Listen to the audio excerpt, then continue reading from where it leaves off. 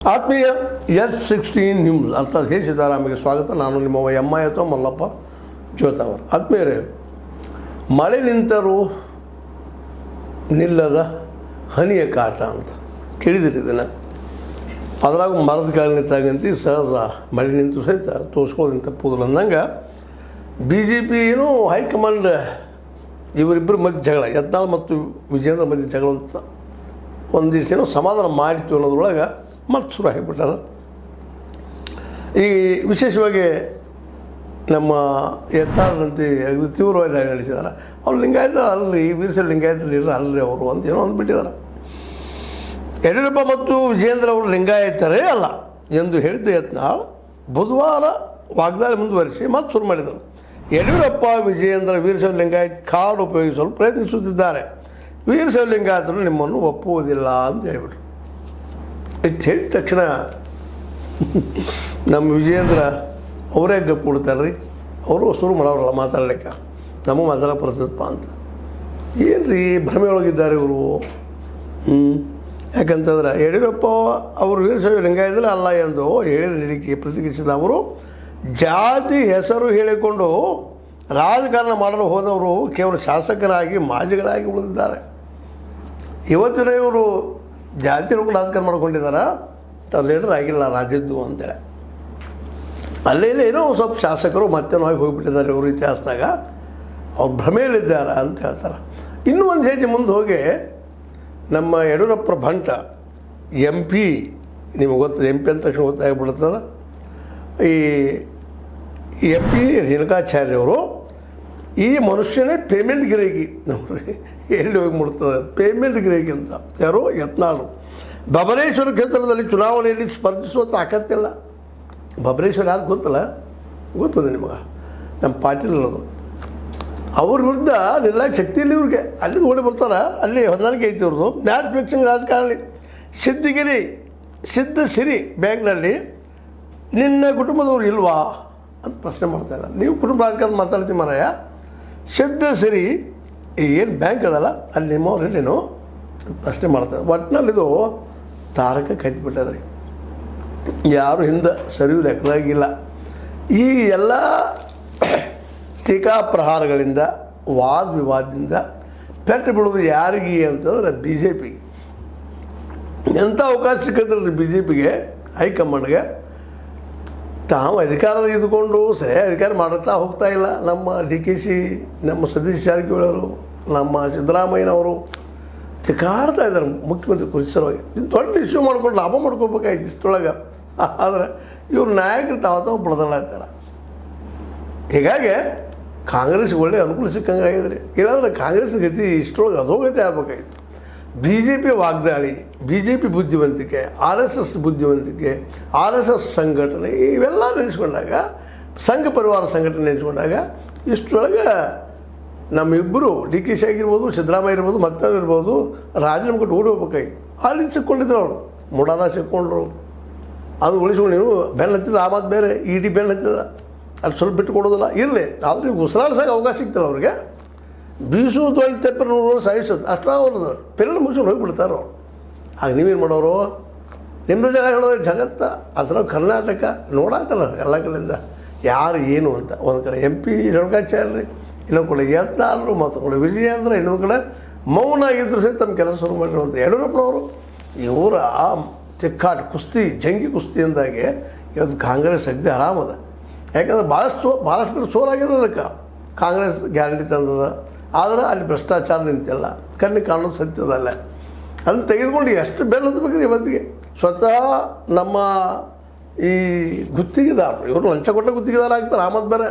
ಆದರೂ ಇವ್ರು ಪವಿತ್ರ ತಿಳ್ಕೊಂಡು 40%, 50% ಕೇಳ್ತಾರೆ. ಮತ್ತು 15% ಕೊಡ್ತೀರಿ ನೀವು. ಮತ್ತು ನೀವು ತಪ್ಪಿಸ್ತಾರಲ್ಲ, ಪ್ರಾಮಾಣಿಕವಾಗಿ ನೀವು ಕೆಲಸ ಮಾಡ್ಬೇಕಲ್ಲ.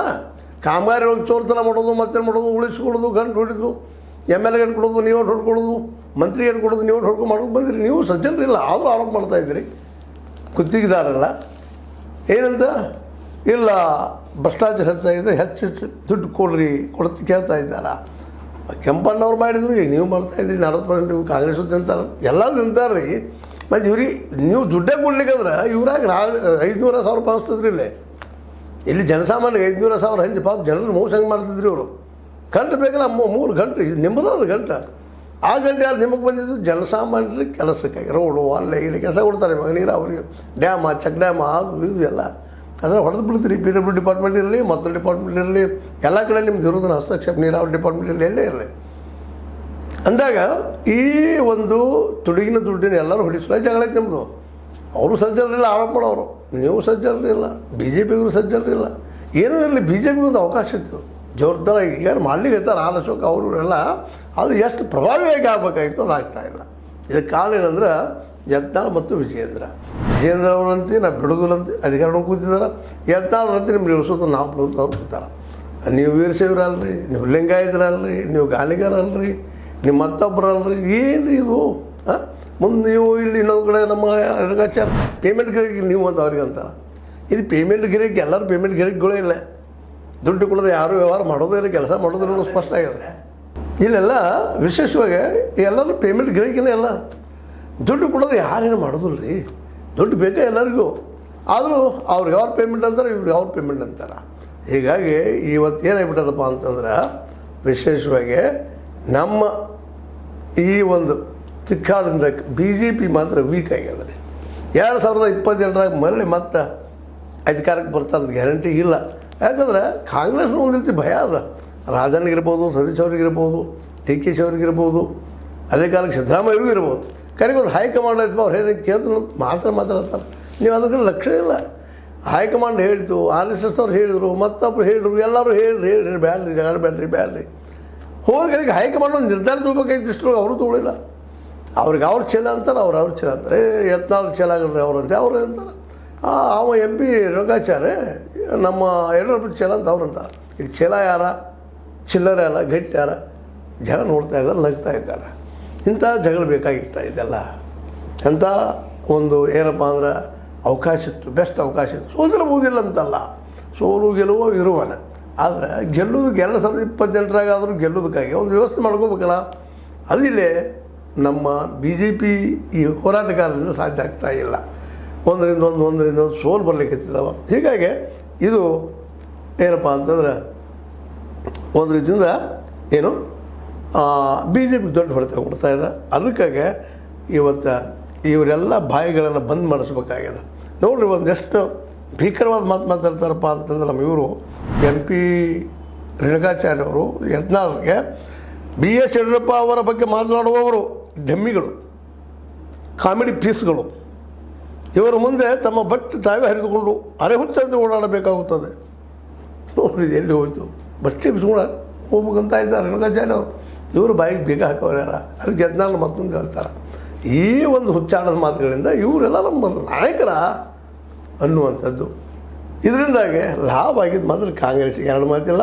ಇನ್ನು 2022 ಇನ್ನು ಅವರೇ ಜಗಳ ಕಳ್ಕೊಂಡು ಏನು ಮಾಡೋಕ್ಕೆ ಸಾಧ್ಯ ಇಲ್ಲ.